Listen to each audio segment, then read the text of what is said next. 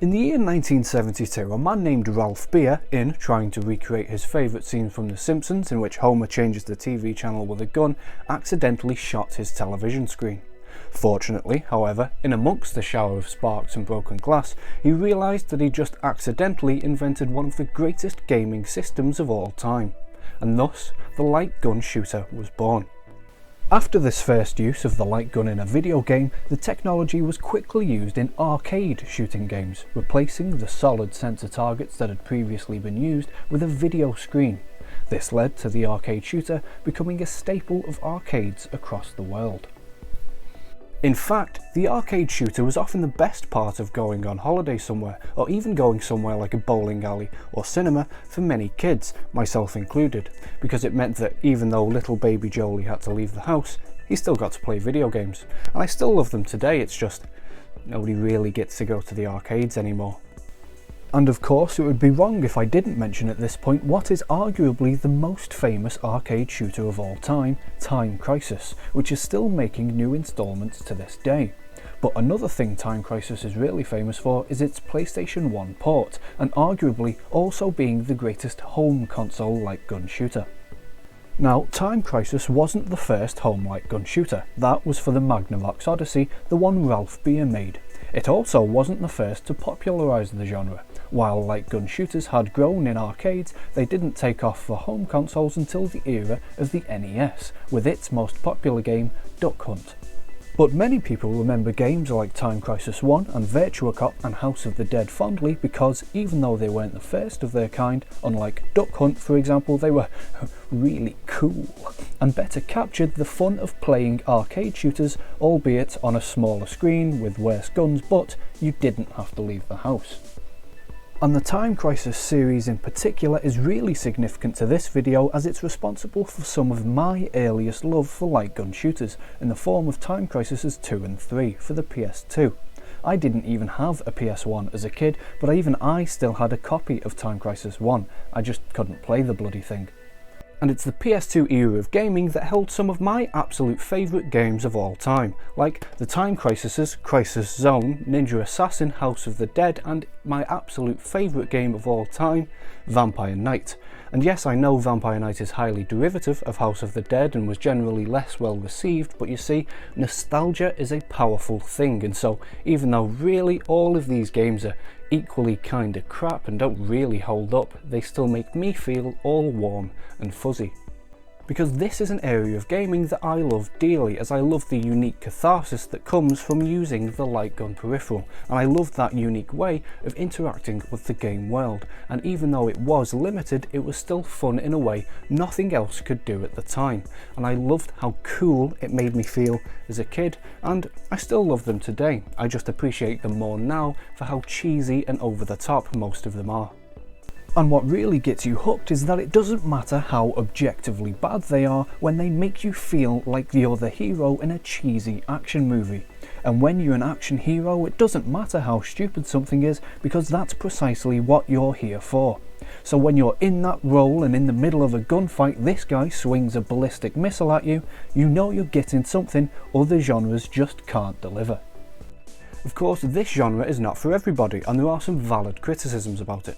For example, much of the longevity of these games relies solely on the player's enjoyment of interacting with that particular game system, leading to replayability, due to the nature of arcade games generally being quite short and difficult. Despite, however, much of these games having gameplay that is short and difficult owing to their arcade heritage, when they were adapted to consoles, tons of new content was added in, leading to a fuller and more interesting experiences for those of us that wanted more. And it's games like these that made the PS2 era of gaming the golden age of the light gun shooter. Unfortunately, however, that heyday couldn't last forever, and with the next generation of consoles, the light began to fade from light gun shooters. This could be to do with the genre never being overly popular, so industry decided not to develop it any further, and although there was still iteration of arcade shooters, during this time arcades had also already begun to decline in popularity as home consoles rose, and so demand for the light gun shooter may have decreased as less people were getting that initial spark of having played one in the arcade. There was also the increasing popularity of the first-person shooter genre to consider. as these games offer players satisfying shooting gameplay and also the freedom to explore. This way of interacting with the game world allows for more creativity and expression within the game system, and so may have helped lead to the decline of the comparatively much more limited light gun shooter. Although I would argue that the light gun peripheral offered an experience that was still fun and unique. Then, of course, alongside that generation of consoles came the ready availability of HD LCD TVs. The unfortunate consequence of this development was that while the new TVs were still compatible with the old consoles, the nature of their design meant that they were incompatible with all the old light gun peripherals. Now, you could still play the old light gun games on those TVs, it just meant that you had to use the controller support to do it. And even though I've stated my love for the games in that genre, I must admit that it's the peripheral that really makes the experience, even for somebody with as much nostalgia for it as me, because it just isn't the same. Now, to be fair, this type of development would understandably put a bullet in any gaming genre, and it'd be pretty hard to argue with an old yellowing like making your main peripheral obsolete. However, there were some attempts to keep the genre going, including the PlayStation Move and its own new installment in Time Crisis, but I'm afraid I didn't have a PS3 and PlayStation Move was never very popular, as it failed similarly to the Xbox movement peripheral, the Kinect.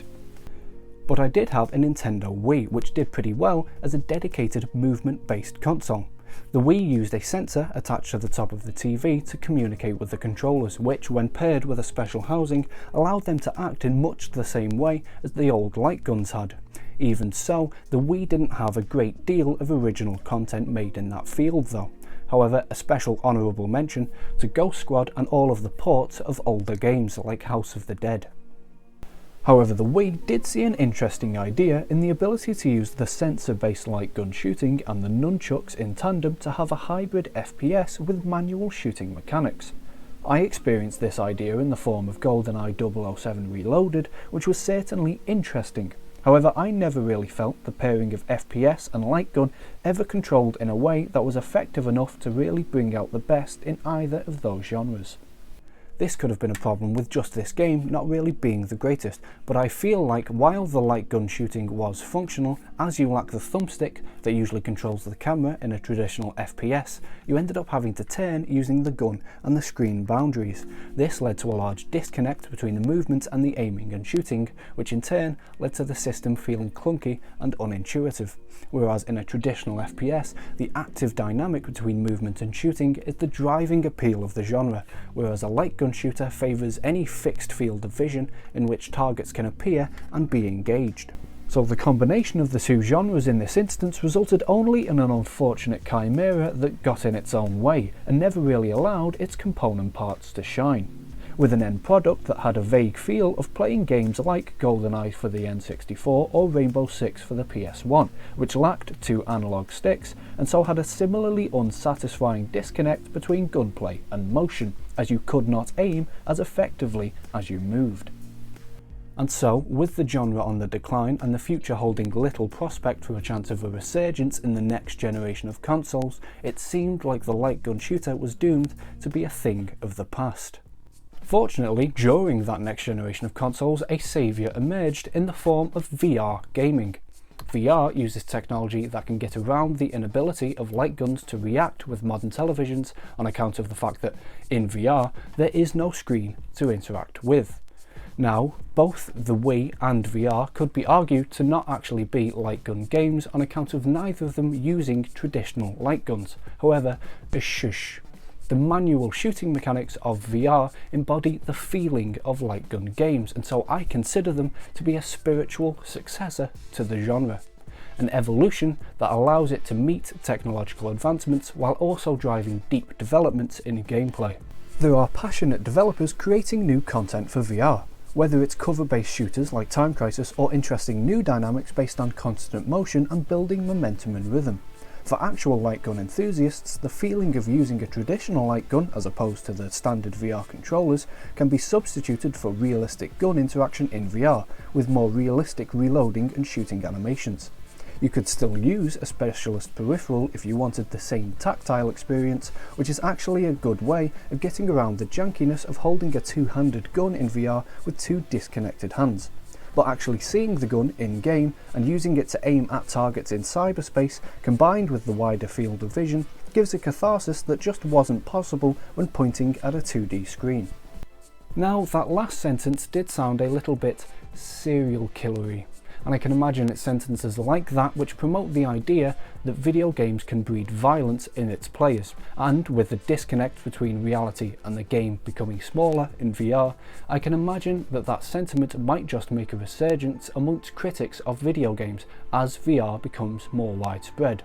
But really, that's a topic for much smarter people to discuss much later on. For now, let's us lot just appreciate how awesome this is.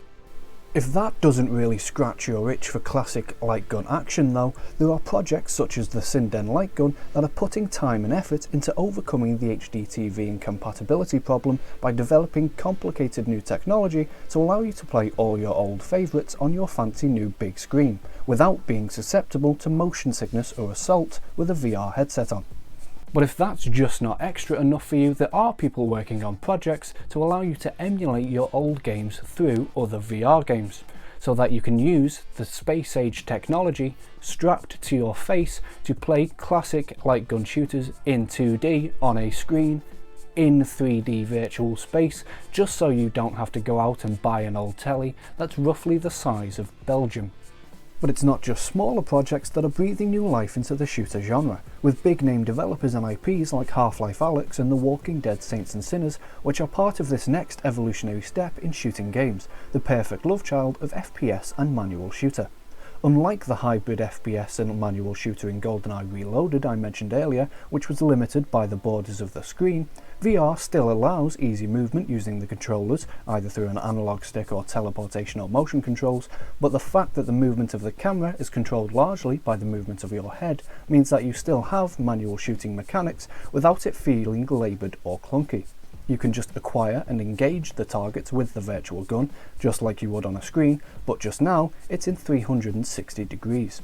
These games really put you right into the action in the game world.